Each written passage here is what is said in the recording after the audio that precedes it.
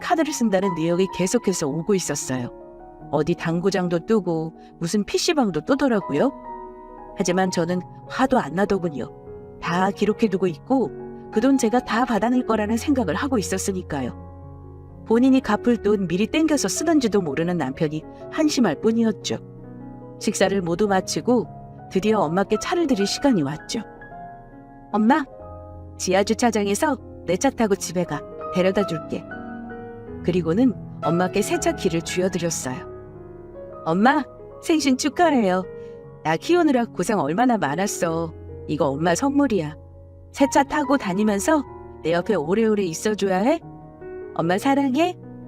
아니, 이게 뭐냐? 정말이냐? 아이고 고마워. 너가 얼마나 열심히 일하는지 다 알고 있는데 내가 이걸 받아서 어떻게 타고 다니겠니? 고맙다. 정말 고마워. 아니에요. 나한테 해준 게 더 많고 더 커. 대신 엄마 건강하게 나랑 오래 살자. 이 말을 하면서 저는 얼마나 울었는지 몰라요. 정말 진심이기도 했고 어느 순간 엄마의 얼굴을 보니 너무 늙어 계셨거든요.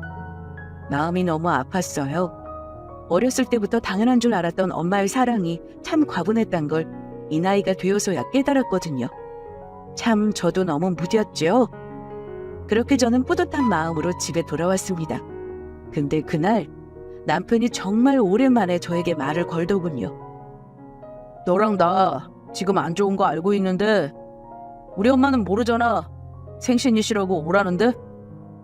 근데? 오늘 우리 엄마 생신이셨는데 너 그거 몰랐잖아. 알긴 했어? 난 그거 너가 모를 거 알아서 너 못 온다고 핑계대는데 넌 못해? 뭐가 좋아서 하하호호해. 나 어차피 가면 표정 관리도 안 돼. 너한테 쓰레기 같다고 소리 듣고 나서도 나도 정 뚝 떨어졌는데 엄마 때문에 참는 거야. 알아? 하루만 같이 가. 너는 의무를 다하지 않는데 왜 나는 며느리로서 의무를 다해야 해? 너 혼자 가. 가서 나 고깃집 안 한다고 말씀드릴 거야. 너 그 말 듣고 싶어 했잖아. 그럼 가야지. 너가 무슨 말을 어떻게 꾸며서 또 거짓말을 할 줄 알고 나 때문이라고 하면 어떡해? 나도 가야겠네 그럼. 미리 말해줘서 고맙네. 저는 무조건 그 자리엔 있어야 한다고 생각했어요. 남편이 솔직하게 말을 절대 안 할 거라고 생각했거든요. 또 엄마가 마음 아파한다는 핑계를 대면서 이번엔 뭐 도둑 맞았다고 핑계를 대는 거 아닌가 몰라요? 정확하게 아드님이 번아웃 됐다고 하면서 가게를 내팽겨 쳤다는 말을 정확하게 해야 제 속이 시원할 것 같았어요. 그리고 그 순간 어머님의 표정이 너무 궁금하기도 했고요. 전화로 달달 볶던 어머님께서 이번에는 뭐라고 하실까요? 그것도 제 탓 하시려나요? 그렇게 저희는 시댁으로 향했고 가는 내내 서로 아무 말도 하지 않았습니다. 저는 여태까지 빚을 갚기 위해 이렇게 일을 해왔다고 말할 준비를 머릿속으로 가는 내내 하고 있었고 남편은 무슨 생각을 하고 있는지 창밖만 멍하니 바라보면서 운전하고 있을 뿐이었어요. 도착하자마자 어머님께서는 부자 아들, 효자 아들 왔다고 하면서 기특하다고 엉덩이까지 두들기시는 모습을 보고는 곧 어떤 반응을 하실지 궁금해졌습니다. 함께 밥을 먹고 있는 와중 고깃집 얘기가 나오고 있는데도 남편은 제 눈치를 보면서 사실대로 말하지 않는 겁니다. 남편이 말을 안 할 건가 싶어서 계속해서 쳐다봐도 제 눈을 피하기 시작했죠. 그 순간 알았습니다. 남편은 아직까지도 식당이 망했다고 말할 생각이 없다는 것을요. 이 상황에서 내가 어떻게 말해야 할까라고 고민하고 있는 순간 어머님께서 갑자기 차를 산다는 말씀을 꺼내셨습니다. 나 차 사려고 한다. 면허도 땄고 맨날 이쪽저쪽 차 얻어 타고 다니는 것도 지겹지 뭐니. 이 나이 되는데 창피하기도 하고 그냥 내가 몰고 다니고 말지. 내가 얘기를 들었는데 경차면 충분할 것 같더라. 뭐가 좀 괜찮니 요새? 경차를 구매하신다는 말씀에 저는 아무렇지도 않게 엄마 차를 추천해드렸습니다. 어머님 경차 구매하시게요?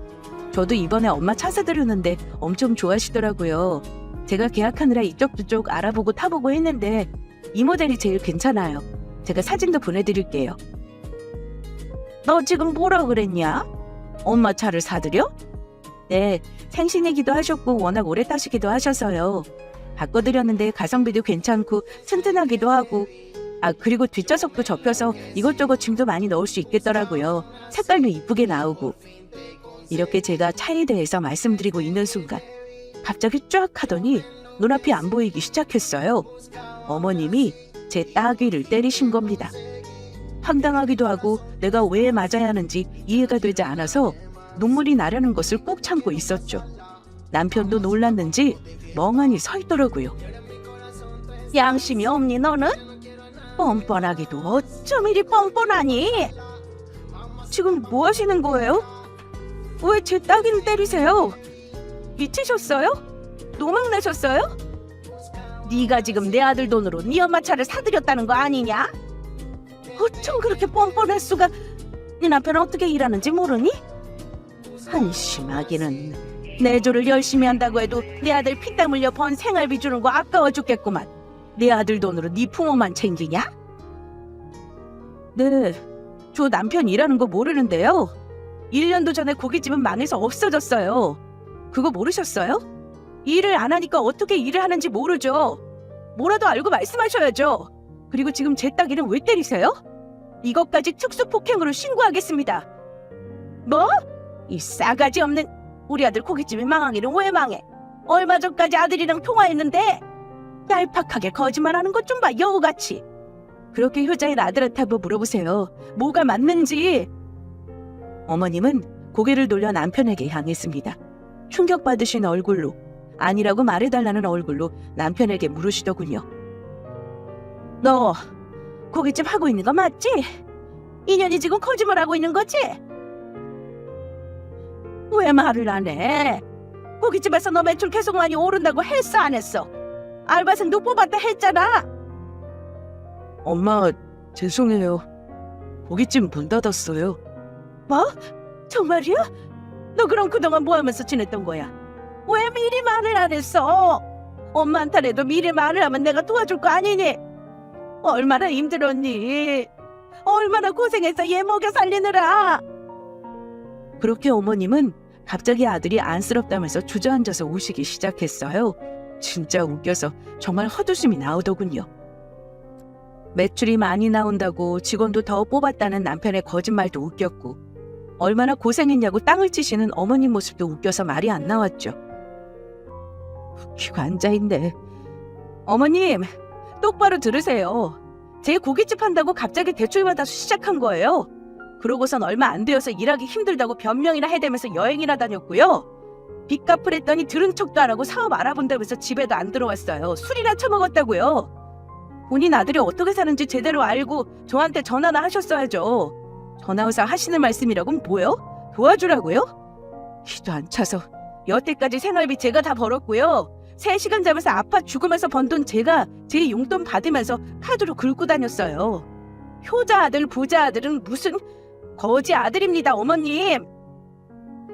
이렇게까지 말하니 어머님은 쓰러지기 직전이셨고 남편은 저에게 손을 올리려고 하는 게 아니겠어요? 야, 너 그만 못 말해? 어디서 거짓말을 해? 내가 언제 너 돈 받아서 썼고 내가 언제 술이나 처먹고 다녔어? 엄마가 그 말을 믿어줄 것 같아? 너 나 때리게? 이미 네 엄마는 특수폭행으로 신고할 거고 너는 죄라도 더 추가하지 마. 이미 많으니까. 그리고 발뺌도 하지 마. 내가 매번 일한 내역, 시간 증거 모두 다 나와 있고 너 내가 카드 쓴 내역, 용돈 받아 쓴 증거 다 나와 있어. 차도 위치 추적기 달아서 어디서 있었는지도 다 알 수 있는데 뭐. 내가 거짓말? 누가 거짓말인지 끝까지 가보자. 너가 말했다? 뭐, 증거? 내가 언제? 왜? 너 더 이상 할 말 없지? 우리 이혼하자.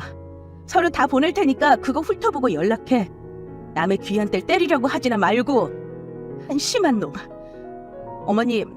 어머님도 그렇게 하시는 거 아니에요. 이제 그 부자 아들 데리고 오래오래 돈 세시면서 행복하게 사셔요. 저는 그렇게 말하고 집을 뛰쳐나왔습니다.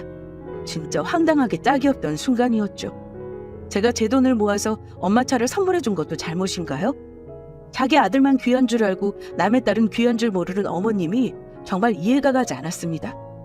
제가 어렸을 때부터 밥을 얻어먹고 아줌마 아저씨하고 따르던 어머님이 맞는지 남편도 그렇고 시어머님도 그렇고 완전히 다른 사람 같았어요.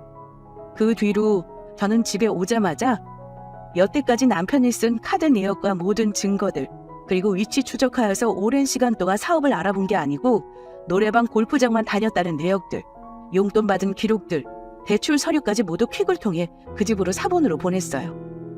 모두 다 소송을 걸어 받아내겠다는 말과 함께요. 내가 복수할 수 있을 만한 때가 언제 오나 했더니 딱 이렇게 때가 온 것이었죠. 그날 밤 갑자기 집에 어머님하고 남편이 찾아온 게 아니겠어요? 어이가 없었지만 무슨 소리를 하나 듣고나 싶어서 문을 열어주었습니다. 무슨 일이세요, 이 밤에? 내가 정말 잘못했다, 얘야. 이 어미가 아들을 잘못 키워서 다 망친 것 같다. 서류들도 모두 봤어. 용서를 좀 해주면 안 될까? 같이 산 정도 있고 또 우리가 본 세월이 얼마냐. 난 너가 태어나는 날 너 탯줄도 본 사람이다. 근데요? 아까 저한테 여우 같고 싸가지 없는 년이라면서요? 그리고서는 매일 전화해서 뭐라고 하셨어요? 아들 돈으로 놀고 먹는다고 그렇게 구박하시더니 왜요? 이제 증거 보시니까 말이 달라지시네요? 법정에서 뵙죠. 그 돈 저는 다 받아내야겠어요. 그 돈을 갚아온 제 세월이 너무 억울해서 안 되겠어요. 한 번만 용서를 해줬으면 한다. 이렇게 무릎까지 꿇을게. 여유 없는 우리 집 알잖니. 그 돈을 우리가 어디서 당장 갚을 수 있겠어. 정말 미안하다. 어떻게 용서를 해줄 수 있을까?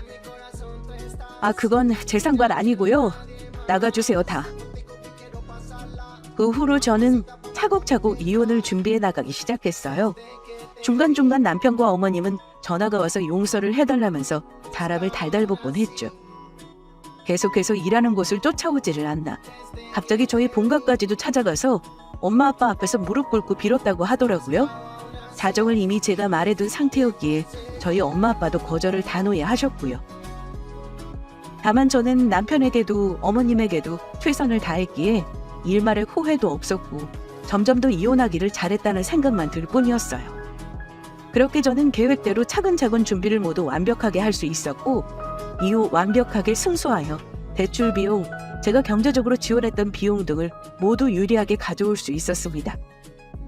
또한 특수폭행까지 추가되어서 더욱 제가 유리한 판으로 돌아갔어요. 이후로 남편은 그 모든 비용을 갚을 능력이 되지 않아서 어려움을 겪고 있다고 들었고 자세한 이야기는 더 이상 듣지 못했습니다. 어렸을 때부터 봐온 친구이자 연인이자 남편이었기도 해서 정말 믿기도 많이 믿었는데 사람은 이렇게 한번 바닥까지 힘든 순간을 경험해봐야 하나 봐요. 이렇게 되니 딱 사람이 본 모습을 보였으니 말이죠. 저는 이렇게 이혼녀가 되었지만 지금의 제가 너무 좋아요. 속도 시원하고 하루하루를 행복하게 잘 보내고 있습니다. 오늘의 제 사연은 여기까지였습니다. 읽어주신 구독자분들 모두 감사하고 항상 행복하세요. 안녕하세요. 이혼으로 새해를 맞이한 저는 30대 후반의 여자입니다. 새해 맞이가 아주 화려했죠? 저도 제가 살면서 이혼이라는 걸 하게 될 거라고는 꿈에도 생각하지 못했습니다. 사람 앞날 한 치 앞도 모른다는 그 말의 뜻을 제가 올해 깨달았네요. 제가 이혼을 하게 된 건 시어머니와 남편 때문이었습니다. 사업 힘들다고 빈대처럼 들러붙어서 저희 친정돈을 가져갔던 시모는 사업이 일어서자 모르쇠를 시전했어요. 그러면서 한다는 말이 결혼하고 5년이 다 되도록 아이도 못 낳은 딸 시집을 보냈으면 자기한테 그냥 보상금 준다고 생각하면 안 되겠냐고 했죠. 네, 저희 친정 부모님 앞에서 말입니다. 남편이라는 놈은 자기 엄마 그딴 개소리를 하는데 솔직히 말해서 자기가 장손인데 대를 못 이어가는 건 큰 문제가 많은 거라며 자기 엄마 편을 들었어요. 그러니 제가 정이 떨어지지 않고 배기겠습니까? 가압류 신청까지 걸어가며 그 돈 다 받아내고 남편이랑도 이혼했어요. 당시만 생각하면 지금도 편도통이 올 것 같습니다. 여러분도 대충 내용만 들으셨을 뿐인데 머리가 아파져 보시죠. 자세한 얘기를 들으신다면 더욱 열이 뻗치실 겁니다. 시댁 인간들이 얼마나 뻔뻔했는지 몰라요.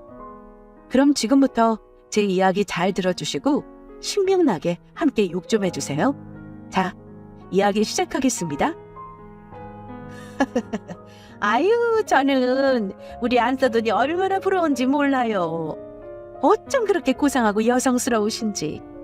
이래서 여자는 남편을 잘 만나야 한다는 말이 있는 것 같아요. 그렇죠? 아유, 저도 우리 성민이 아빠가 오래 살았으면 나도 집에서 집안일을 하면서 속 편하게 살았을 텐데 그 사람이 뭐가 급하다고 그렇게 빨리 갔는지. 제가 우리 성민이 3살 때부터 여자 혼자 몸으로 이 일 저 일 다 하면서 이렇게 집안 일으켰잖아요. 그래서 도는 말인데 제가 우리 안사돈처럼 여성스럽지 못해요. 아유, 나 정말 너무 부러운 거 있죠. 바깥 사돈이 돈 버시느라 참 고생 많으셨겠어요. 우리 안사돈 피부가 이렇게 아기 피부인 것 보면 돈 어지간히 든 게 아닐 텐데. 엄마, 왜 그래? 장모님, 저희 엄마 말은 피부가 너무 좋으셔서 보기 좋다는 뜻이에요. 아유, 엄마, 장모님 오해하시게 무슨 말을 그렇게 해요. 어머머, 사돈, 오해하신 거예요? 에이, 설마니. 아유, 저는 그냥 우리 안사돈 피부가 너무 고와서 그거 칭찬한 거예요. 아유, 제가 말실수를 했나 보네요. 아이고, 이거 참 죄송해요. 저 절대로 나쁜 뜻으로 이야기한 거 아닙니다. 아시죠? 네, 그럼요. 알다 마다요. 아무래도 밖에서 일하면서 별의별 사람 다 만나면서 살아오셨을 텐데 고급 언어 쓰시는 습관이 안 되어 있으시다는 거 제가 압니다. 오해 안 해요? 걱정하지 마세요. 네? 지금... 에헤이, 이 사람아. 아니에요. 저희 한 사람 오해 안 했으니 걱정 마세요, 사돈. 일단 저희 친정엄마와 시어머니 사이는 좋지 않았습니다. 앞의 내용을 들으셔서 아시겠지만 시어머니라는 사람이 자기가 여자 혼자 힘으로 돈을 이만큼 벌었다, 이런 자신감에 취해 있는 사람이었거든요. 저희 친정엄마가 전업주부로 살아오신 것에 대해 꽤나 불만을 가진 사람이었죠. 이따금 양가 어른들을 모시고 식사를 하곤 했는데 그럴 때마다 늘 저렇게 기싸움을 하시곤 했습니다. 남편 놈은 자기 엄마를 말렸지만 저는 그냥 가만히 있었어요. 시어머니가 저희 엄마한테 먼저 싸움을 걸었으니 자기가 한 일에 자기가 책임을 져야죠. 친정엄마의 고풍스러운 맞대응에 시모는 늘 얼굴이 붉어진 채로 식사 자리를 떠나곤 했어요. 한 번도 이기지 못하는 싸움이면서 늘 그렇게 먼저 싸움을 걸곤 했습니다. 나는 사업하는 여자, 그게 시모의 유일한 자랑이자 시모를 살아있게 하는 원동력이었던 셈이었죠. 아이고, 아버지 이걸 어떻게 해야 하나. 아이고. 어디서 이렇게 한숨소리가 들리냐고요? 자기는 돈 버는 여자라고 큰소리 떵떵 치던 시어머니의 한숨소리입니다. 시어머니는 원단 사업을 하고 있었어요. 그런데 그 잘 나가던 사업이 휘청거리는 사건이 발생했었죠. 자세한 내막은 모르나 공급 문제에 차질이 생겨서 대금이 밀렸고 그로 인해 손실이 많은 상황이었습니다. 우리 며느리 잘 지내니? 우리 며느리 밥은 잘 먹고 다니나? 회사 생활은 힘들지 않나 해서 내가 전화 좀 해봤다. 수빈아, 이 시어미가 우리 수빈이 얼마나 사랑하는지 알지? 나는 우리 수빈이가 성민이랑 결혼해서 얼마나 행복한지 몰라. 수빈이, 너는 우리 집안의 복덩이다. 알지? 주말에 시간 좀 되니? 같이 밥이라도 먹게. 내가 맛있는 거 사줄게. 며느리 사랑은 시아버지라고 누가 그러디?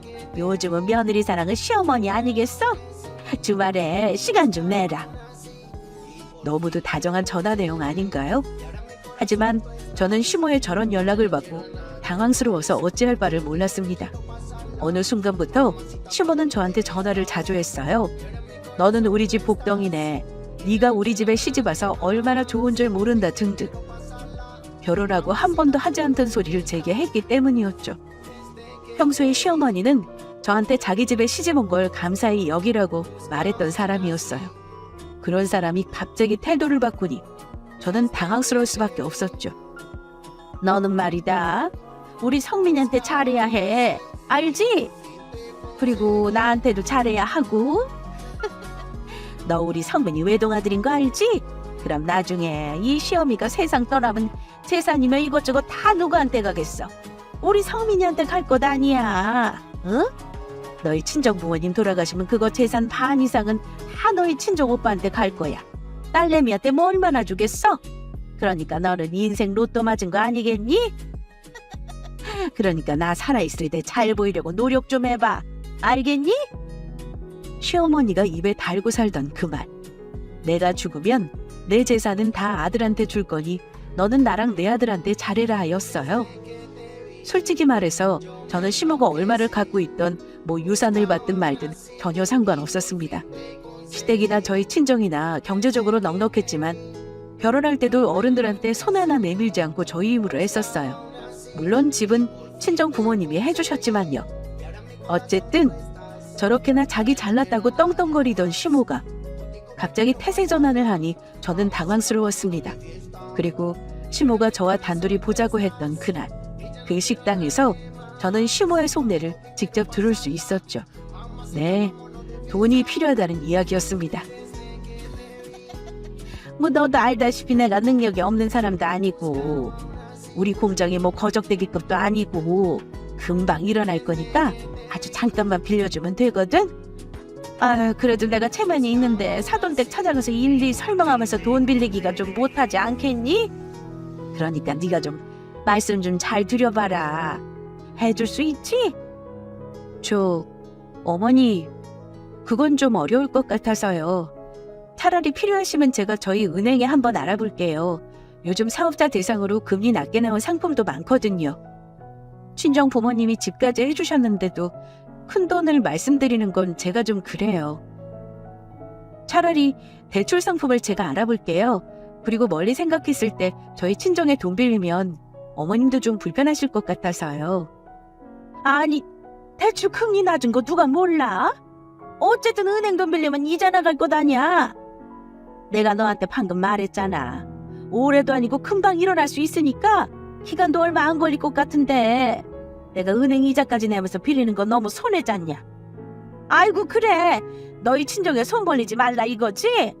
집까지 해주는데 뭐 더 바라냐 이거 아니야. 아이고 참, 그깟 집이라고 해봤자 고작 20평대 해놓고는. 아이고 그래, 알았다. 나원 참, 너 그러는 거 아니야. 너 며느리 점수 마이너스다. 마이너스. 나중에 나한테 서운하다고 하지 말어. 어머니. 맞아요. 시어머니가 잠깐만 쓰고 갚겠다고 말하는데 못 빌려준 이유는 없겠죠. 하지만 그건 시어머니에 대한 신뢰가 남아있을 때에 가능한 경우입니다. 저는 시어머니에 대한 신뢰가 없었어요. 원래는 집도 시댁에서 해주겠다고 시모가 자기 입으로 큰소리 쳤었어요. 그냥 우리가 알아서 신혼부부 대출받아서 하겠다고 했는데도 자기 체면이 있지 대출받아서 아들 신혼집 구했다고 얘기하고 싶지 않다고 자기만 믿으라며 집도 못 알아보게 했었습니다. 그런데 무슨 계약금 넣겠다 하다가 날짜 다 되도록 안 넣어서 그거 제가 넣었고요. 잔금도 넣겠다 하다가 안 넣어서 저희 친정에서 다 해주신 것이었어요. 그런 시모의 전적이 있는데 제가 시어머니를 어떻게 믿겠습니까? 그럼 내가 다니는 은행에서 금리 잘해서 대출을 받게 해드리겠다고 했더니 이자 내기 아깝다며 무조건 저희 친정 부모님한테 돈을 빌려야겠다는 시모. 참 뻔뻔하다는 생각이 들었어요. 결국 시모는 제가 끝까지 안 된다고 하자 버럭 화를 내고는 자리를 박차고 나갔습니다. 너는 며느리로서 빵점이라고 하고 말이에요. 그렇게 시모가 돈을 빌려달라고 하는 걸 잘 잘라냈다고 생각했는데 시모는 저희 친정까지 찾아가고야 말았습니다. 엄마, 아빠 나왔어요. 오빠네는 아직 안 왔어? 어느 날 저 혼자서 친정에 방문한 날이었어요. 남편은 급한 일이 있다고 했기에 저 혼자 친정에 찾아갔죠. 그런데 현관에 들어서자 익숙한 신발이 보였고 익숙한 목소리가 들려오는 게 아니겠어요? 네, 일이 있다고 했던 남편놈의 목소리 그리고 시모의 목소리가 함께 들려왔습니다. 친정집에서 말이에요. 아유 사돈, 가족 좋은 게 뭐겠어요. 이렇게 힘들 때 서로 돕고 도움도 받고 하는 게 가족 아니겠어요? 우리가 보통 인연인가요, 어디? 애들 덕에 우리가 이렇게 몇십 년을 서로 남남으로 살아오다가 우리 귀한 자식들 덕에 가족이 된 건데 이게 보통 인연이겠냐고요. 그러니까 제가 계속 말씀드렸다시피 아주 잠깐, 예? 아주 잠깐 쓰고 바로 돌려드릴게요. 저 사업 탄탄한 거 아시죠? 제가 혼자서 아들 자식 키워온 여자예요. 장인어른 장모님, 저희 어머니라서 제가 이렇게 말씀드리는 게 아니라 정말로 저희 엄마 사업 금방 다시 일어날 수 있어서 저도 이렇게 말씀드리는 거예요. 한 번만 좀 도와주세요. 아이고, 뭘 그렇게 고민하시나 몰라. 사돈, 안 사돈. 자, 우리 그러면 이렇게 한번 생각해 보자고요. 제가 사업이 잘못돼요. 그러면 우리 성민이한테 물려줄 거 다 하나 없어지고 제가 핑털털이 되면 갈 곳이라고는 우리 아들 집밖에 더 있겠어요? 그럼 고생을 누가 하겠습니까? 수빈이가 하는 거예요, 수빈이가. 귀하게 키운 막내딸인데 시집가서 고생하면 우리 바깥 사돈이랑 안 사돈 마음이 얼마나 안 좋으시겠어요. 일 다 벌어지고 나서 그때 우리가 돈은 대줄 걸 그렇게 후회하시면 그때는 이미 늦는 거잖아요. 그러니까 당신 지금 여기서 뭐해? 어머니, 지금 여기서 뭐 하시는 거예요? 듣자 하니 무슨 약장수인 줄 알았습니다. 제가 남편한테도 분명히 얘기했었거든요. 시어머니가 찾아오셔서 돈 얘기하셨다. 그런데 나는 이러이러한 전적이 있었기 때문에 솔직히 말해서 어머니에 대한 신뢰가 없다. 그래서 내가 은행에 다니고 있으니 은행에서 대출금리가 낮은 걸 추천해드리겠다고 했다. 혹여나 어머니가 나한테 연락해서 처갓집에 가서 돈 빌리려고 뭐라 하시면 안 된다고 해라. 그때 남편 놈도 알았다고 했었습니다. 자기도 제 마음 이해한다면서 말이에요. 그렇게 말해놓고는 저한테 거짓말까지 하고 저희 친정에 와 있다니. 그리고 협박이나 다름없는 말로 저희 친정 부모님께 돈 얘기를 꺼내고 있는 두 모자의 개소리에 저는 화가 날 대로 나 있었습니다. 남편이나 시모도 저를 보고 꽤나 놀란 눈치였어요. 한 소리 하려던 그때 저희 친정엄마가 저를 데리고 방으로 들어갔어요. 아유, 너는 성격 좀 죽여. 엄마 아빠가 다 알아서 할 테니까 괜히 네가 언성 높이지 마. 알았어? 우리가 알아서 할 테니까는 괜히 언성 높이지 말라고. 돈 빌려줄 땐 빌려주더라도 너희 아빠가 차용증 쓸 거라고 했어. 그러니까 괜히 나서서 싸우지 말고 엄마 아빠가 다 알아서 할 테니까 너는 가만히 있어. 알겠어? 아니 엄마, 우리 집 구할 때 어땠는지 알잖아. 알면서 왜 또 그래? 아우 됐어. 잔말 말고 너는 엄마가 말한 대로 언성 높이지 말고 그냥 가만히 있어. 알겠지? 아 알겠냐고. 친정 부모님은 결국 시어머니한테 돈을 빌려주시기로 했어요. 그 돈을 왜 빌려주셨겠습니까? 다 저 때문이었겠죠. 그나마 다행인 게 친정아빠가 혹시 몰라서 차용증을 받아냈어요. 시모는 차용증을 쓸 때 서운하다는 투로 얘기를 했지만 저희 친정아빠는 그런 시모를 어루고 달래서 차용증을 받아두셨죠. 그때 아빠가 차용증을 받아두지 않으셨다면 저는 아마 지금까지도 이혼 소송을 하고 있을지도 모르겠네요. 어쨌든 끝끝내 저희 친정 부모님한테 돈을 빌려간 시어머니는 언제 그랬냐는 듯 또 자기 잘났다고 하며 살아가기 시작했습니다. 시모는 그러려니 했는데 남편 놈까지 태도가 휙 바뀌더군요. 자기 엄마 돈이 필요할 때는 저희 친정 문지방이 닳도록 들락날락하던 인간이 돈을 빌려가고 나자 발길이 뚝 끊겼습니다. 내가 지난주부터 얘기했었잖아. 엄마 생신이니까 시간 비워두라고. 어제 얘기한 것도 아니고 일주일 전부터 얘기했던 것을 그렇게 금세 까먹어? 엄마한테 뭐라고 얘기해? 아 진짜. 아 미안해. 내가 일부러 그런 것도 아니고 회사에서 갑자기 출장을 가라고 하는데 내가 무슨 힘이 있겠어. 진짜 미안해. 내가 다녀와서 장모님한테 따로 찾아뵙고 인사드릴게. 당신이 가서 장인어른이랑 장모님한테 말씀 좀 잘 드려줘. 알았지? 심지어는 친정엄마 생신날 출장이 잡혔다면서 친정 식구들과 함께하는 식사 자리에 참석도 하지 않았죠. 그렇게 저는 남편 없이 친정 모임에 갔어요. 주말이 껴있던 터라 저희 가족은 부산으로 여행을 갔습니다. 남편이 없어서 아쉬웠지만 뭐 그래도 즐겁게 시간을 보내고 있었어요. 그리고 식사를 하러 횟집에 들어갔죠. 그런데 거기서 저와 저희 친정 식구들은 뜻밖의 인물을 만나게 됩니다. 자, 내가 건배사 하면 니들이 따라서 지르는 거다. 오케이? 자, 청춘은 바로 지금부터 청바지! 저희 가족이 자리를 잡은 뒷자리 테이블이 꽤나 시끄러웠죠. 다들 거나하게 술에 취한 듯 보였습니다. 모임을 주도하는 사람인지 한 사람이 끊임없이 건배사를 외치고 있었고요. 너무 시끄러워서 뒤돌아보는데 세상에나 그 건배사를 외치면서 신나하던 인간이 제 남편이었네요. 뒤돌아선 제 고개가 그대로 멈춰있자 저희 친정 부모님도 함께 고개를 돌리셨고 그렇게 남편놈과 저희 친정 부모님 그리고 저는 그대로 사자대면을 하게 되었습니다. 장모님, 여보, 출장 간다는 게 지금 여기야? 출장을 축구하면서 하나 봐? 뒤돌아서 마주한 남편놈은 자기 축구 모임 사람들과 축구 유니폼을 입고 앉아 있었습니다. 심지어는 몇몇 제가 아는 얼굴도 있었죠. 저희 친정 부모님 표정은 당연히 안 좋아지셨고 같은 테이블에 있던 친정엄마 친구분들은 이게 무슨 상황인가 웅성거리셨어요. 저는 그대로 남편놈을 끌고 식당 밖으로 나왔습니다.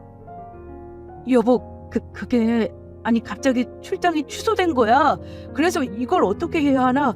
갑자기 출장이 취소된 것도 좀 이상하게 보일 것 같고 해서 그냥 당신 서울 오면은 같이 장인 어른이랑 장모님 찾아뵈려고 했었거든? 그걸 지금 변명이라고 하는 거야? 누구는 회사 안 다녀?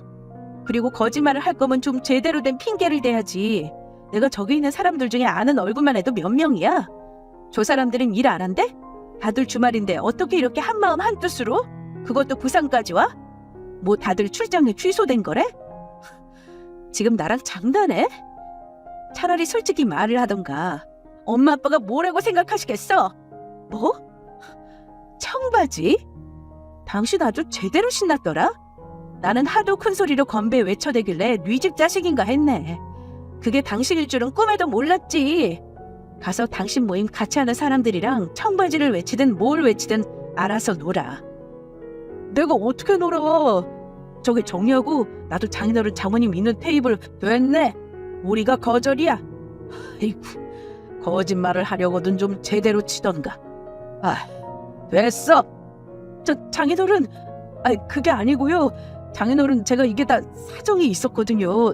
장모님 제발 좀 들어보세요. 친정 부모님도 화가 머리끝까지 나셔서는 식사도 다 하지 않으신 채 엄마 친구분들 모시고 식당에서 나오셨죠. 멀리서 저랑 남편이 다투고 있는 모습을 지켜보시다 못해 됐다고 내 친구랑 놀라며 엄마 아빠는 저를 데리고 그 자리에서 벗어나셨습니다. 아이고, 사위가 잘못됐네. 세상에, 수빈이 네가 난감하겠다. 아이고, 그러게 말이야. 이것 봐요, 사위. 아무리 노는 게 좋을 나이여도 그렇지 그래도 장모 생일인데 이건 좀 아니지. 엄마 친구분들도 저마다 한 소리씩 하셨어요. 저날 엄마가 얼마나 민망하셨을지 저는 감히 상상도 안 갑니다. 기분 좋게 떠난 가족여행은 남편놈의 거짓말 들통으로 인해 순식간에 우울한 여행이 되었어요. 서울에 돌아와서 남편놈이 저희 친정 부모님을 찾아뵈려 했지만 부모님은 오지 말라고 딱 잘라 거절하셨죠. 저 때 남편 싹수를 알아봤어야 했는데 제가 너무 둔했습니다. 똥을 꼭 똥이라고 찍어보고 냄새 맡고 해야 하는 수준이었어요. 아니, 남도 아니고 가족끼리 이렇게 돈 달라고 해도 되는 거예요? 그러던 중 자기 아들이 무슨 사고를 친 줄도 모르고 시어머니라는 사람이 제대로 기름을 끼얹었죠. 친정 부모님에게 빌려갔던 돈으로 다시금 사업을 안정화시킨 시어머니에게 친정 부모님은 돈을 좀 갚아줄 수 있겠냐 물어보셨어요. 그러자 시모는 돈을 빌려갈 때와는 전혀 다른 태도로 저딴 소리를 했습니다. 가족끼리 이렇게 서운하게 굴 거냐고 말이에요. 참, 사람 화장실 들어갈 때랑 나올 때 다르다더니 시모가 딱 그 꼴이었어요. 아니, 저 정말 너무 서운하네요. 제가 뭐 그 돈을 떼어먹는 것도 아니고 제가 어련히 갚을 상황이 되면 알아서 갚을 거 아니에요? 세상에, 그거 잠깐 못 기다려서 지금 오랜만에 얼굴 보는 자리에서 저한테 돈 얘기를 꺼내시는 겁니까? 아이고, 너무 서운하네요, 정말. 이럴 거면 제가 어디 다른 데서 돈을 빌릴 걸 그랬네요. 아이고, 사돈. 저희가 설마 아니 사돈을 못 믿어서 그럴 리가 있겠어요. 박서방 말로는 다시 자리를 잡으셨다길래 말씀드린 거예요. 아야야, 왜 그래, 엄마? 맞습니다. 남편 놈이 저희 부모님한테 말을 했었어요. 이제는 엄마 사업이 원래대로 돌아가고 있다. 수출권 계약도 시작이 되었다고 말이에요. 그리고 실제로 시어머니가 저 와중에 자기 아들내미, 그러니까 제 남편이었던 그놈 차도 바꿔줬거든요.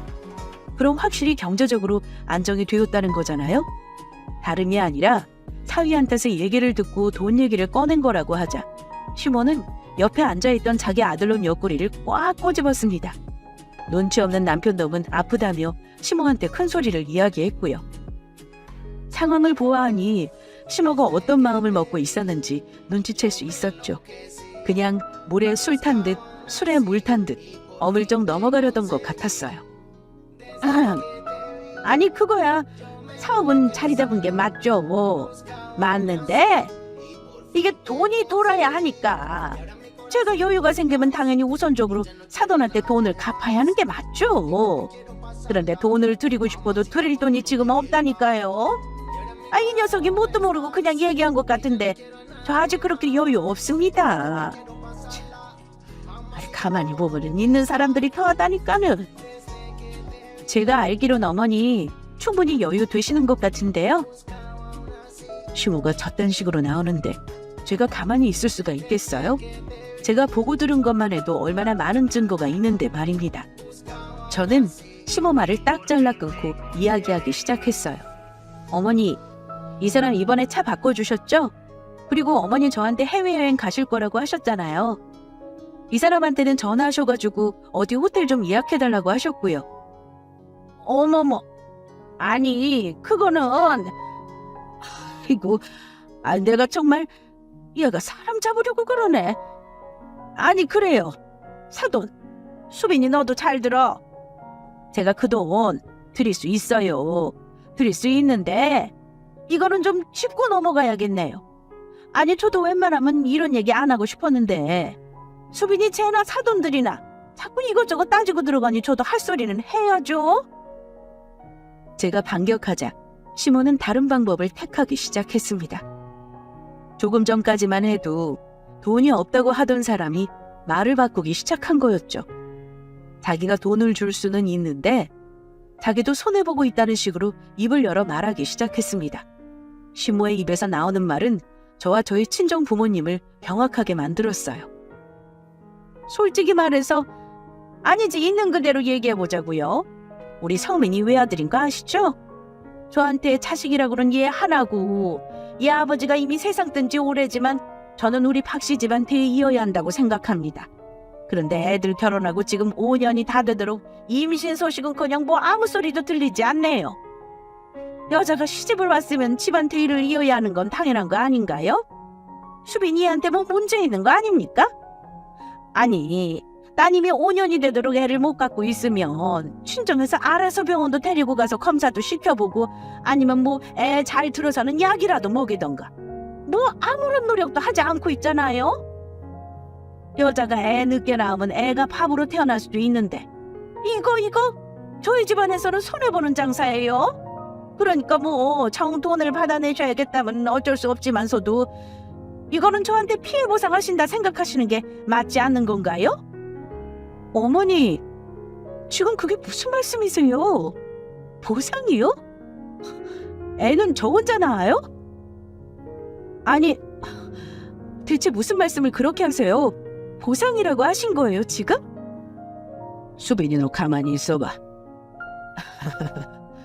사돈, 지금 저희 딸아이가 뭘 보상해야 한다고 말씀하시는 겁니까?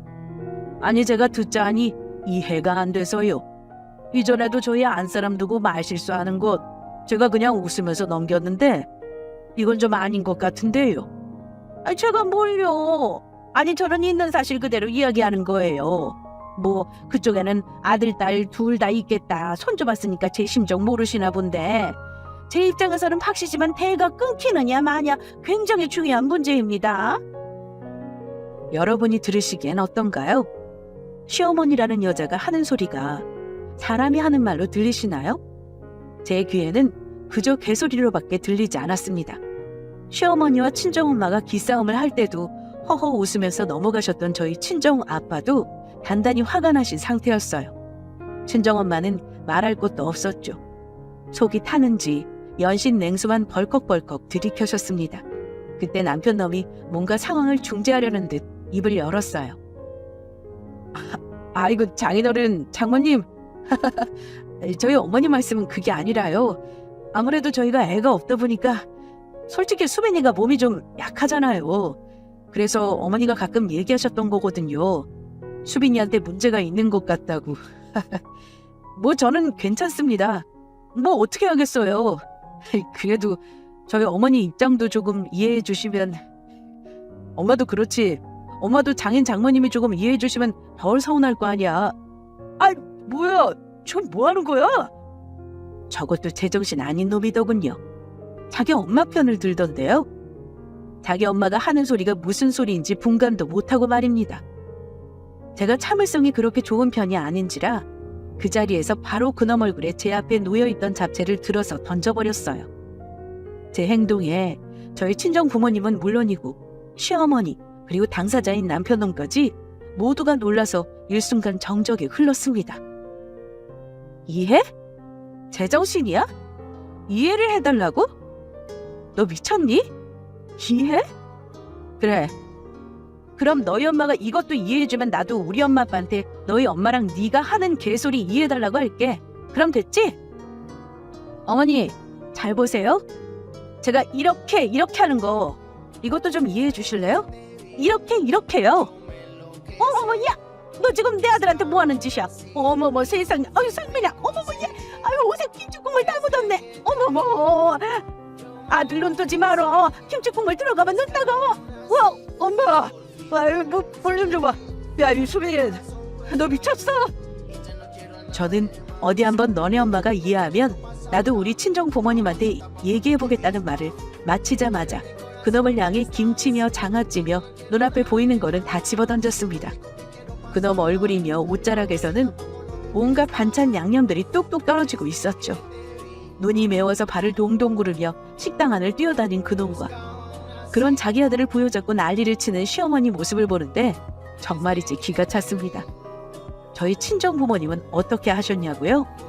두 분 다 아무것도 하시지 않은 채 그저 그 상황을 바라보고 계셨습니다. 저는 이미 그놈이 자기 엄마 편을 들 때부터 그놈과 이혼을 생각하고 있었어요. 그러니 저런 행동을 할 수가 있었겠죠? 남편 놈이 겨우 안정을 찾고 자리에 앉자 시모는 고래고래 소리를 질러댔습니다. 너 이혼당하고 싶어? 어? 이혼당하고 싶어서 지금 이러는 거야? 어? 이혼당하고 싶어서 이러는 거냐고? 아니 자식 교육을 어떻게 시켰길래 딸년이 지금 내 아들한테 이래? 당신들 말이야, 자식 교육을 어떻게 시킨 거냐고? 뭐? 이러면서 나한테 그 돈 갚으라고? 나 못 갚아. 나한테 돈 받아내고 싶으면 당신 딸년부터 교육 제대로 시켜. 야, 너 당장 무릎 꿇고 싹싹 빌어. 어디서 말이야? 철썩. 그때였습니다. 참고 참던 저희 친정엄마가 그대로 물컵을 들어 시모 얼굴에 끼얹어 버렸어요. 우리야말로 당신네랑 당신 아들이 무릎 꿇고 싹싹 빌어도 지금 봐줄까 말까야. 뭐? 우리 딸이 뭐가 어째? 이상이 있는 것 아니냐고? 다 쓰러져가는 공장 돈 빌려달라고 구걸구걸해서 살려놨더니만은 이제 와서 뭐가 어째? 이혼? 그래 이혼. 우리야말로 당신네들 같은 집구석에 더는 우리 수빈이 있게 못하지. 당장 이혼해. 알겠어? 내 딸이 이혼하기 싫다고. 그래도 내가 나서서 이혼시킬 거야. 알아? 걱정하지 마 엄마. 내가 이혼할 거야. 내가 너한테 이혼소장 보낼 테니까 그런 줄 알아. 알겠니?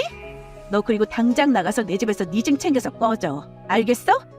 내가 집 들어갔는데 네 머리칼 하나라도 보인다. 네 그림자라도 보인다. 그럼 너는 진짜 그날로 나 죽고 너 죽고야. 알겠어? 어머머, 아주 모녀가 쌍으로 싸가지를 밥 말아 먹었네. 밥 말아 먹었어. 그래, 이혼해, 이혼시켜. 누가 무서워할 줄 알아? 나도 당신네들 같이 막 나가는 집안에 우리 아들 줄 생각 없어. 누가 무서워할 줄 알아? 나한테 돈 받고 싶으면 니들 가족 다 데리고 와서 무릎 꿇고 나랑 우리 아들 앞에서 싹싹 빌어. 알겠어? 위에 대화 내용 그대로였어요. 상황은 최악으로 치달았죠. 다행인 건 제가 정말로 전화를 저 시간 이후로 남편놈한테서 오만정이 다 떨어졌다는 것, 그리고 제가 이혼을 하기로 결심했다는 점, 그 두 가지가 제 인생을 구했죠. 그놈도 자존심이 상을 대로 상했다면서 이혼하자고 큰 소리를 치더군요. 시어머니라는 여자는 자기가 빌려간 돈인데도 그 돈을 받고 싶으면 자기한테 찾아와서 무릎 꿇고 싹싹 빌라고 소리를 질러대다가 자리를 벗어났습니다. 저와 친정 부모님은 식당을 나서자마자 만반의 준비를 하기 시작했어요. 저희 집은 가족회의가 시작되었죠. 친정 오빠네 부부까지 왔습니다. 친정 오빠랑 올케 언니가 둘 다 변호사였거든요. 남편놈이 그걸 깜빡했던 거죠. 친정 오빠는 시모가 돈을 빌려가면서 썼던 차용증을 가지고 돈을 받아낼 소송을 준비했고, 올케 언니는 제가 이혼을 하는데 온 힘을 다해주었습니다. 일단 이거는 무조건 가압류 걸어서 통장이고 뭐고 돈 거래를 다 막아버리면 돼. 그 다음으로 회사 있잖아. 그 회사까지 같이 법적으로 압력을 가야지. 뭐? 수빈이한테 문제가 있는 거 아니냐고 했다고? 진짜 마음 같아선 가서 그 자식 가만 안 두고 싶은데, 주먹보다 법이 최고다. 진짜 법이 최고야. 나는 만나도 그런 놈을 만나가지고, 진짜. 아우 됐어. 그런 얘기 그만해. 수빈이 얘라고 그놈이 그런 인간인 줄 알고 만났겠냐? 그놈도 그놈인데 그 엄마라는 여자가 아주, 아이고, 부모가 자식 교육을 그따위로 시키니 자식도 그 모양이지. 참네. 나는 거기서 박서방이, 아니 그 자식이 자기 엄마 이해해달라고 할 줄은 생각도 못했다. 내가 나는 그 여자보다 그 자식이 더 괘씸해. 아주 그냥. 아가씨, 이거 절대로 설렁설렁 넘어가면 안 돼요. 알죠? 마음 독하게 먹고요. 아주 본때를 보여줘야 해요. 아니 어떻게 그런 말을 할 수가 있어요? 뭐 온 가족이 와서 무릎 꿇고 싹싹 빌라고요? 그 여자 진짜 정신이 어떻게 된 거 아니에요? 자기가 돈 필요할 때는 뭐 시도 때도 없이 어머님 아버님 찾아오더니. 참, 아가씨, 그런 인간들이랑 영 끄는 거 정말 잘한 거예요. 뭐하러 그런 인간들이랑 엮여요? 잘했어요. 나는 아가씨가 그날 거기서 한 얘기 듣고 속이 더 시원했다니까요. 아가씨는 저만 믿어요. 제가 아주 혼신의 힘을 다해서 내가 아가씨 돈 다 받아내줄게요. 위자료면 뭐며? 내가 싹 다 받아낼 거야 아주. 제3분할 택도 없지. 아가씨, 내가 그 인간한테 돈 한 푼도 못 가게 해줄게요. 내가 다 열이 받네 진짜. 남편놈이나 시어머니나 아주 제대로 잘못 걸린 거죠. 저의 올케 언니며 친정 오빠며 제대로 열을 받았거든요. 친정 오빠도 친정 오빠인데 올케 언니가 성격이 아주 저랑 판박이에요. 올케 언니는 마치 자기 일처럼 분노를 했고, 자기가 몇 날 며칠 잠을 안 자고서라도 완벽하게 이혼소송 서류를 준비해서 제가 다 받아낼 수 있도록 도와줄 것이라며 선전포고를 했죠. 그렇게 저희 식구들이 한마음으로 똘똘 뭉쳐 이혼소송이며 시모에게 빌려줬던 돈을 다 받아낼 서류를 준비하기 시작한 지 얼마 지나지 않아 시모가 발등에 불이 떨어진 것처럼 저희 친정에 찾아왔습니다. 아니 통장까지 막아버리면 지금 어떻게 하자는 거예요? 네? 아니 해도 너무하네. 정말. 그래도 가족이었던 사람들이 지금 이게 뭐 하는 겁니까? 이 사람들이 진짜, 아니 너무하네 정말. 뭐가 너무해요? 그쪽이 우리 딸한테 한 걸 생각해요. 그리고 그쪽이 먼저 그날 그랬잖아요. 어디 한번 마음대로 해보라고. 우리 그쪽 내한테 무릎 꿇고 빌 생각도 없고 우리가 사과할 이유도 없어. 왜? 그때는 그렇게 큰 소리 떵떵 치더니만은 가압류 되니까 정신 없나 보네. 뭐하러 힘들게 찾아와서 이래요? 이럴 필요 없이 그냥 그 돈 갚으면 끝나는 거 아니야? 뭐하러 여기는 와서 힘을 빼요? 이제 뭐 사돈도 아니겠다. 저희 친정엄마는 더 이상 참지 않았어요. 뭐하러 여기는 왔냐? 그냥 당신이 돈 갚으면 끝나는 것 아니냐? 시모였던 그 여자한테 하나부터 열까지 다 따져가며 말씀하셨고, 시모는 결국 저희 친정 오빠 앞에서 언제까지 갚겠다는 서류를 쓰고 나서야 돌아갔습니다. 실제로 그 돈을 기한 안에 갚더군요. 어이가 없죠. 충분히 갚을 수 있었으면서 대충 넘어가다 그 돈 안 주고 끝내려 했던 거잖아요. 참 어지간한 인간이었습니다. 그리고 그 다음으로는 누가 남았을까요? 네, 그렇죠. 남편 놈이 남아있었죠. 저는 올케 언니 덕에 그놈한테 위자료를 받아냈습니다.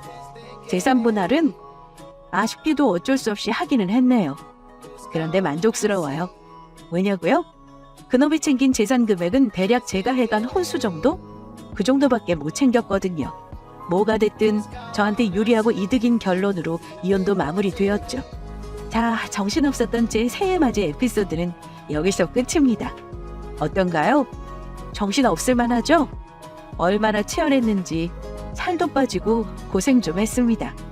그래도 저는 제 결론이 마음에 들어요. 여러분도 마음에 드시나요? 마음에 드셨다면 저와 같이 신명나게 그 시댁 식구들 욕 좀 해주세요. 그 인간들 귀 간지럽게 말입니다. 그럼 저는 이제 글을 그만 쓸게요.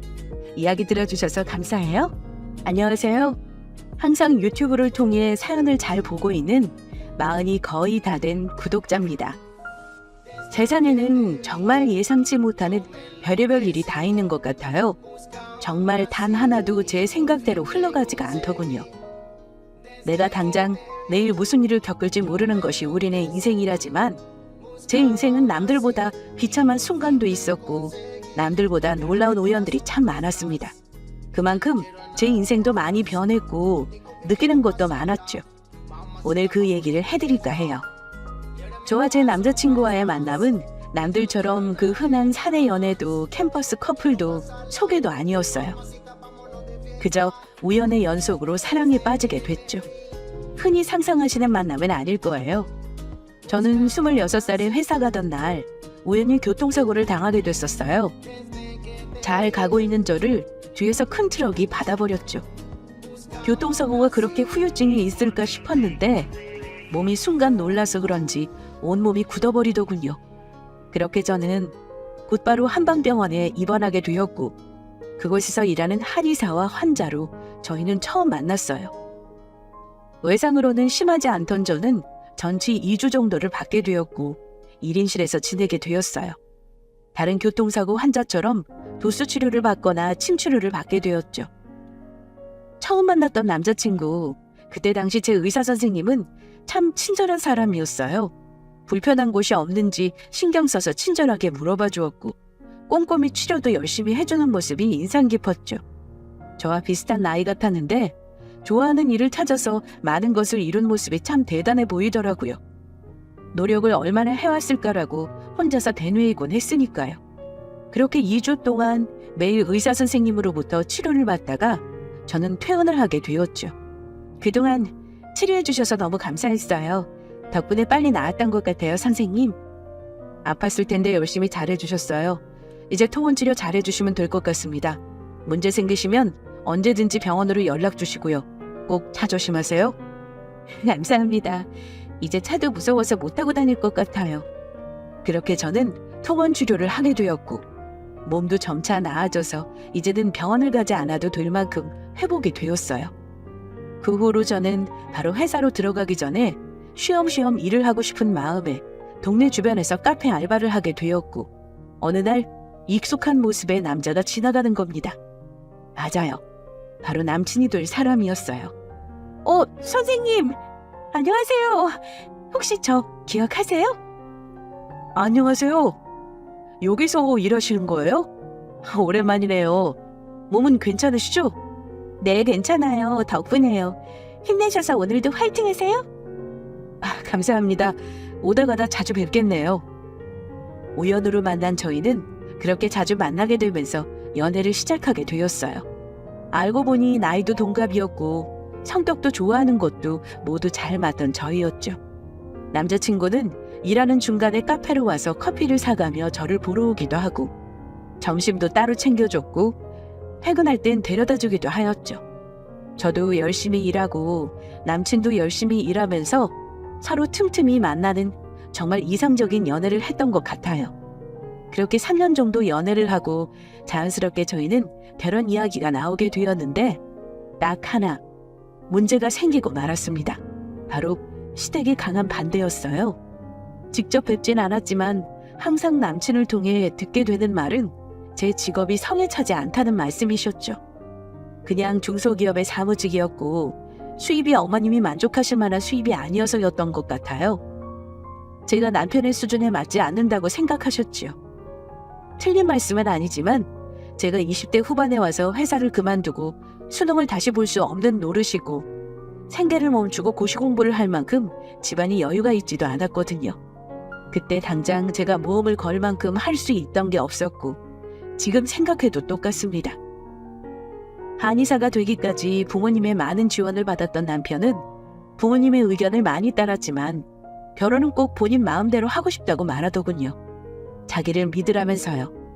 지금 생각해보면 이것도 참 우스워요. 우리 헤어지는 게 맞을까? 벌써부터 어머님 아버님이 반대하시는데 내가 어떻게 해야 할지 모르겠어. 할 수 있는 것도 없고. 내가 무조건 설득해볼게. 나만 믿어. 우리가 헤어지긴 왜 헤어져?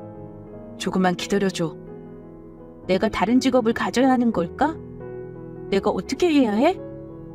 직업에 귀천이 어딨어. 다 귀하지. 엄마가 괜히 그렇게 말씀하시는 거니까 너무 신경 쓰지 마. 언제 남자친구가 결혼 허락을 받게 되고 나는 웨딩드레스를 언제 입게 될까 상상의 나래를 펼치던 사이 봄이 지나고 여름이 지나고 가을이 지나고 겨울이 지나더라고요. 연애는 3년을 했는데 허락을 받는데도 1년이 걸리더군요. 이때부터 제 인생이 뭔가 꼬여갔던 것 같아요. 저는 모른 채로 말이죠. 신이 계셨다면 그 1년을 기다리지 말라고 몰래 귓속말이라도 해주시지. 참 원망도 많이 했습니다.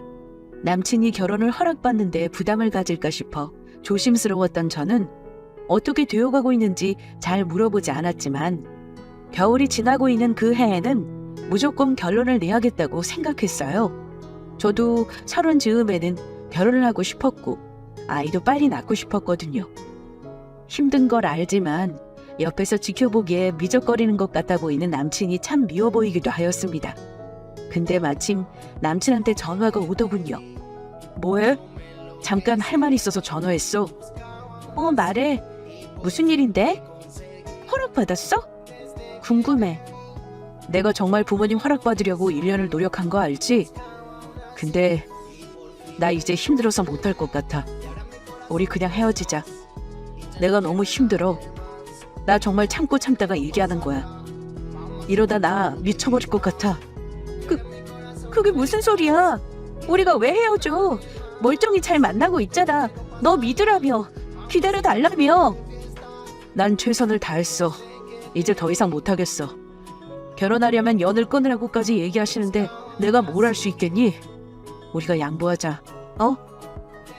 축복을 받고 결혼해도 싸우던 판에 이렇게 결혼하면 우리도 행복하지 못해. 다시 생각해봐. 갑자기 이별 통보라니. 아니면 내가 지금 집으로 가서 부모님 설득시켜볼게. 물론 따귀를 맞든 밖에 서서 소금을 맞든 만나 뵙고 얘기할게. 그래야 나도 납득이 되지. 그러지 마. 그냥 깔끔하게 끝내자고. 미안하다. 근데 우린 이 정도면 인연이 아닌 것 같다. 서로 힘든 건 마찬가지니까 연락하지 말고 그렇게 남처럼 지내자. 처음엔 힘들지만 시간이 해결해 줄 거야. 그렇게 저는 갑작스럽게 이별 통보를 받고 말았습니다. 어제까지만 해도 남자친구 밥을 챙겨줬고 언제쯤 허락을 받을 수 있을까, 내가 어떻게 하면 될까 계속해서 고민하던 저는 갑자기 혼자가 되었습니다. 배신감도 들었지만 1년 동안 얼마나 고생했으면 내가 사랑하는 이 남자가 이런 선택을 했을까 속상하기도 하고 굉장히 혼란스러웠어요. 제 계획해오고 꿈꿔왔던 미래가 송두리째 흔들리는 것 같았죠. 그렇게 내가 어떻게 해야 할까, 이대로 이별을 받아들이는 게 맞을까라며 고민을 하다가 저는 남자친구의 집으로 가기로 결심했습니다. 가서 부모님과 남친을 연을 끊게 할 생각도 없고 문제를 일으킬 생각도 없었습니다. 단순히 정말 남친은 지쳐서 헤어지자고 한 게 맞는지, 나랑 헤어지기는 싫은 건지 남친의 솔직한 얘기를 듣고 싶었고, 남친 부모님을 만나 뵙게 되면 인사드리고 반대하시는 정확한 이유도 듣고 싶었습니다. 택시를 타고 향하는 동안 4년 동안의 추억이 생각나 엉엉 울며 꼭 남친과 미래를 함께하고 싶다는 생각을 했죠. 어떤 놈인지도 모르는 채로요. 그렇게 문 앞에서 남친에게 저는 전화를 했습니다. 잠시만 나와볼래? 집 앞이야. 우리 만난 게 4년이야. 근데 그냥 전화로 헤어지는 법이 어디 있어. 얼굴 보고 얘기하자. 힘든 게 있으면 말을 해주고. 나 지금 못 나가. 왜 그래? 사람이 받아들일 줄도 알아야지. 이제 서로 갈 길 가는 게 좋을 것 같아서 그래. 그게 맞아.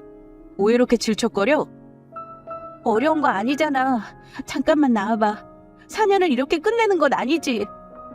순간 남친 뒤에서 남친 어머님의 소리가 들렸고 집 안으로 들어오라는 말씀이 들렸어요.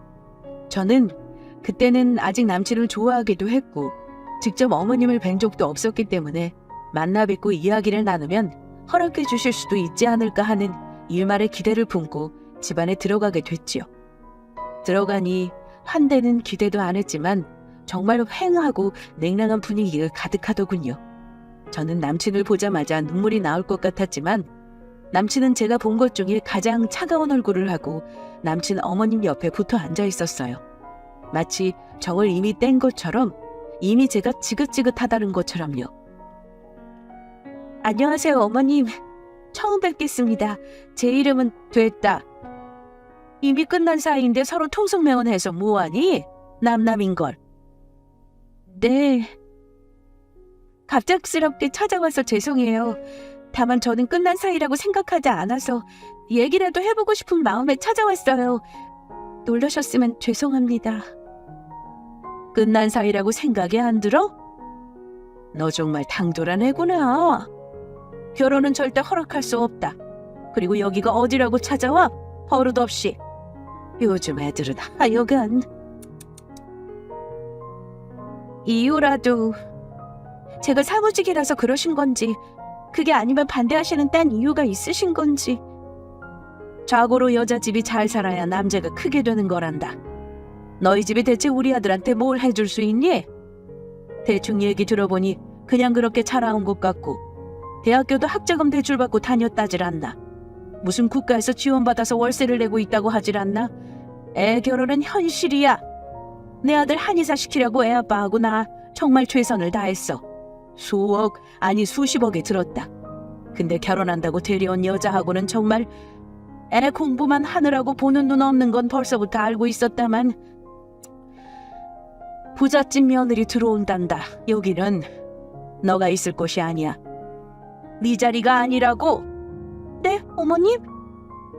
그게 무슨 소리세요? 며느리라뇨? 급에 만든 사람을 만나 결혼을 하지 않겠니? 아휴, 중매로 만났다지만 너가 중매로 나온다고 했으면 난 우리 아들 내보내지도 않았다. 알았어? 이젠 다신 얼굴 볼 일 없었으면 한다. 이제 며느리 될 아가도 들어올 거고 불편한 건 피차 마찬가지 아니니? 이게 무슨 소린지 정말 혼란스러워 멍해졌습니다. 며느리라뇨?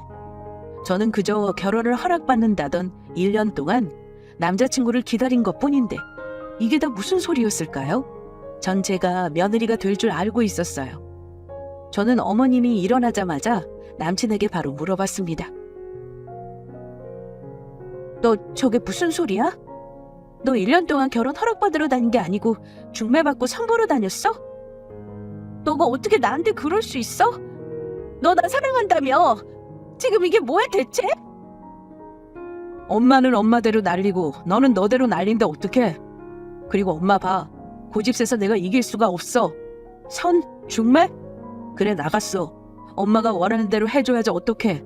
부모 자식 연을 끊을까? 미안하다. 근데 나도 선택권이 없었어. 너 결혼하니? 며느리 될 아가는 뭔 소리야? 말을 좀 해보라고. 진정하고 좀 들어. 결론적으로는 맞아. 이게 숨긴다고 숨겨줄 것도 아니고 이젠 말해야 할 것 같아. 임대업 하는 친구야. 사실 부모님이 부자래. 사업을 크게 하신다고 하더라고. 우리 엄마가 결혼 반대하시는 거 이해는 가잖냐? 틀린 말 하실 분은 아니고 중매로 계속해서 엄마 눈에 차는 여자애들만 줄을 서는데 너로 만족하실 순 없었겠지. 분놈. 내가 오늘 여기 와서 너무 다행이다. 아니었으면 혼자 미련 두고 다시 연락했을 수도 있겠다. 너가 쓰레기인 것도 모르고. 참, 너 인생 똑바로 살아. 심해. 너 같은 것도 의사라고. 너한테 치료받는 환자들이 불쌍하다.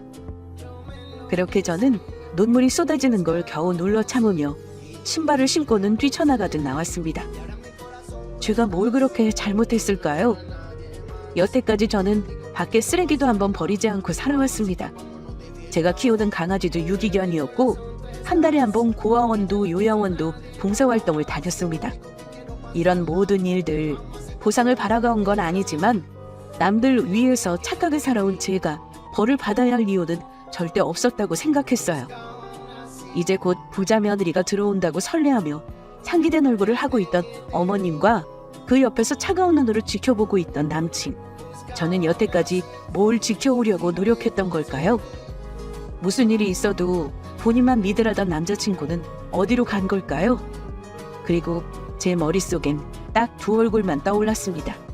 제 엄마 아빠, 부모님이요. 이 모든 것을 다 어떻게 전할 것이며 뭐라고 핑계를 대야 이해하실 수 있을까요? 맞아요. 전 어머님 말씀처럼 여유 있게 크진 않았지만 사랑받으면서 행복하게 자랐습니다. 예비시댁에게 욕을 먹어야 할 이유가 단 하나도 없는 분들이셨어요. 다만 이미 결혼할 거라고 생각하고 계시던 부모님께는 최대한 빨리 말씀드려야 했고 제가 아직 결혼할 준비가 되지 않은 것 같다는 누가 봐도 못 믿을 핑계를 대버렸어요. 엄마 아빠, 나야. 별일 아니고 갑자기 나 좋은 기회가 생겼지 뭐야? 회사에서 다른 부서로 가보래. 가서 팀장 자리도 맡아서 해보래. 너무 잘 됐지? 정말이야? 너무 잘 됐다. 열심히 밤낮 없이 일하더니 우리 딸 정말 기특해. 김서방도 좋아하지? 그래서 말인데 나 그냥 결혼 안 하려고. 지금 할 때가 아닌 것 같아서. 김서방한테도 헤어지자고 했어. 갑자기? 굳이 헤어질 필요가 있어? 아니 여태까지 잘 만나놓고는 갑자기 왜? 딴 이유 있지? 뭔데? 없어. 눈치 빠르지도 않으면서. 그냥 내가 오늘 헤어지자고 했어. 나 더 잘 될 수 있을 것 같아서. 돈도 많이 벌면 더 좋은 남자 들어오겠지 뭐. 그 전까지 저는 그냥 효도나 하면서 살랍니다. 지금 생각하면 부모님께서는 어느 정도 다 아신 것 같으면서도 그냥 넘어가 주신 것 같아요. 자세히 물어보면 제가 상처받을 것을 알고 말이죠. 그렇게 한 2주 정도가 지난 후 저는 더 큰 상처를 받게 되는 일이 생기게 됩니다. 자취방에 혼자 누워있다가 이렇게 살지 말고 뭐라도 해야겠다 싶어 헬스장을 끊었고 운동하러 가던 길이었어요. 갈비찜 옆을 열심히 경보로 지나가고 있던 순간 남친과 어머님 아버님 얼굴이 보이는 겁니다. 근데 그 옆에 한 명이 더 있었습니다. 바로 새로운 부자 며느리 같아 보였어요. 하하호호 웃음이 얼굴에서 떠나가지 않았고 제가 없어지니 참 완벽한 가족이더군요. 제가 버림받은 지 딱 2주가 되던 날이었어요. 순간 남친 어머님이 저를 보시고는 알아채신 듯 했지만 제가 보라는 듯이 그 여자의 그릇 위에 고기를 놔두더라고요. 참 사람이 그렇게 못될 수가 있을까 싶었지만 다 끝난 마당에 아무것도 할 수 없던 저는 눈물을 머금고 도망치듯 그곳을 빠져나왔습니다. 그 이후 저는 제가 아무렇지 않게 훌훌 털어버리고 쉽게 잊어버릴 수 있을 줄 알았어요. 근데 사람 마음이라는 게 정말 마음대로 안 되더라고요. 가슴이 항상 턱 막히는 것 같아서 술도 많이 마셨고 자꾸 떠오르는 남친과 그 엄마의 얼굴에 정말 괴로웠어요. 제 스스로도 버림받았다는 생각에 자존감이 많이 낮아졌고 제 자신에 대한 자신감도 없어졌습니다. 일을 하러 새로운 회사에 들어가도 초고속 승진으로 칭찬받던 제가 이제는 일과 인간관계 모두 적응을 잘하지 못하여 한 달씩 일을 하고 그만두기 일쑤였죠. 또 친한 친구들 모임을 주선하기도 했는데 이제는 핸드폰을 아예 보지 않기 시작했습니다. 제 스스로가 점점 낯설어지기 시작했죠. 이건 아무도 도와줄 수 없는 저와의 싸움이었어요. 제가 극복해야 이기는 게임 같은 상황이었죠. 항상 진창으로 생활하던 어느 날 엄마가 자취방으로 찾아오셨어요. 딸, 언제까지 이럴 거야? 결혼할 준비가 안 되어서 헤어졌으면 결혼할 준비를 해야지. 엄마가 너무 속상하고 마음이 아프다. 이렇게 할 거면 왜 헤어지자 했어? 엄마, 내가 헤어지자고 한 거 아니었어. 내가 헤어지자고 한 게 아니라고. 갑자기 헤어지자 해서 이유를 물어봤더니 난 부자 며느리를 드리고 싶으시대. 남자친구도 중매를 받대. 1년 동안 그러고 다녔대. 나는 옆에서 챙겨주며 선물 보내고 밥 차려주고 난 뒷바라지 열심히 했어. 근데 내가 없는 그들이 너무 행복해 보였어, 엄마. 나 너무 힘들어. 내가 뭘